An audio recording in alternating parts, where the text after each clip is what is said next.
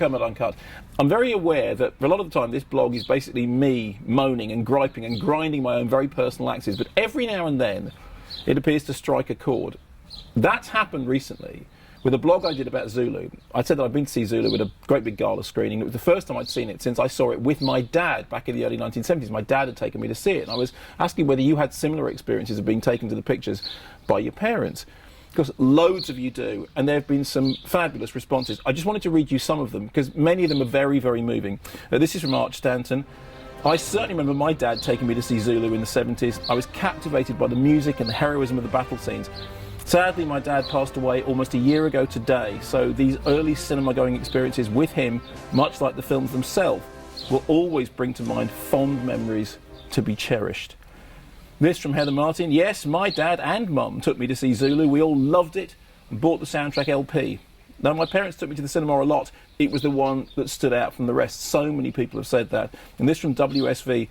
Zulu was about the only film my father ever raved about. He taped it off the telly, which is how I came to see the film numerous times with my dad when I was a kiddie too. The other parent-child film experience that I will never forget was the day my mother finally succumbed to my plaintive pleading to take me to see Star Wars. The cinema was so packed, despite the film already being out for weeks, that my mum had to sit on the usherette's chair and I had to indignantly sit on her knee. At the age of 7, it was my first trip to the cinema and I was hooked from the start. Now, staying with the Star Wars theme, this is from Renfield. Return of the Jedi in 1983 at the old Scarlet Odeon on the Queensway in Birmingham. I was 8 years old and went with my big sister, who took me under duress. We had fish and chips at the Wimpy afterwards, and this too was marvellous. For years after, I said it was the best day of my young life. But since getting married and having become a parent, I am now legally obliged to say that it's the third best day of my life, however untrue that is. This is a post from Stevie B. For me, it has to be The Man Who Would Be King. Me and my dad went to see it in 1975 and we were both blown away. And for the next 30 years, whenever it was on TV, we would watch it. It almost became a ritual. Problem is, he's been gone 10 years and I can't watch it anymore. I just well up, which is a good thing. Slight change of tone for this from Lauren B. Mum took me to see Homeward Bound when I was 4 years old. I remember being so upset by the cat almost drowning in the river that I had to be taken out of the cinema to calm down. Here's a really lovely post from Annie Mouse. At around 4 years of age, my late father took me to see one of the Herbie movies. For some reason, we couldn't get into the screening and had to wait for the evening screening. As it was a tiny regional cinema, we had to wait on the steps as there was no cafe open that Sunday. I remember how the hours dragged, but Dad kept me occupied. After we got home, Mum went nuts at how long we'd been out, as this was the early 70s, and Dad had not thought of telephoning her to keep her updated. No memory of the movie, and both Mum and Dad are long gone, but sitting on those steps, waiting for Herbie to appear, and my grumpy dad trying to make me giggle to pass the hours, is a memory I have not revisited for some time. Here's an unexpected film choice. This is from Pedro.